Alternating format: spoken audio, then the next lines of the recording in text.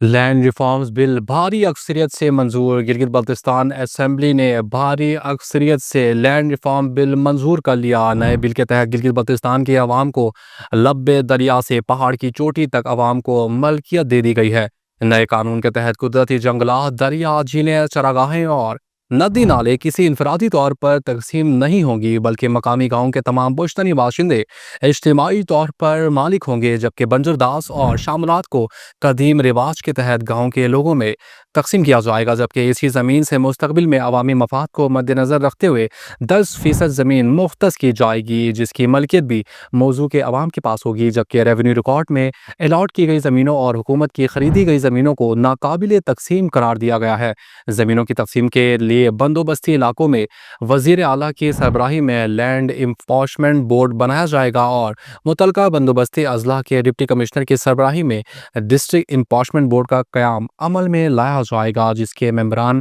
Assembly کے رکن اور لوکل گورنمنٹ کے ممبران ہوں گے۔ گاؤں سطح پر 10 رکنی کمیٹی بنائی جائے گی، جس کی سفارش پر زمینوں کو عوام میں تقسیم کیا جائے گا، جبکہ غیر بندوبستی علاقوں میں عوام اپنے کسٹمری لاس یعنی گاؤں کے رواج کے مطابق تقسیم کرے گی۔ نئے قانون میں گلگت بلتستان کے کسٹمری لاس یعنی قدیم رواج کو تحفظ فراہم کیا جائے گا۔ بل پاس کرنے سے قبل حکومتی رکن اسمبلی امجد ایڈوکیٹ اور محمد ایوب وزیری نے بل میں ترمیم کے لیے ایوان سے اجازت لی، جبکہ دیگر اپوزیشن کی طرف سے متفقہ طور پر 12 تجاویز پیش کر دی گئیں، جن میں 3 تجاویز منظور جبکہ 9 تجاویز کو مسترد کر دیا گیا اور بل پر ووٹنگ ہوئی، جس پر تمام حکومتی ممبران اسمبلی نے بل کے حق میں ہاتھ کھڑے کر کے حمایت کر دی اور بل باضابطہ قانون کی شکل میں ایوان سے پاس ہوا۔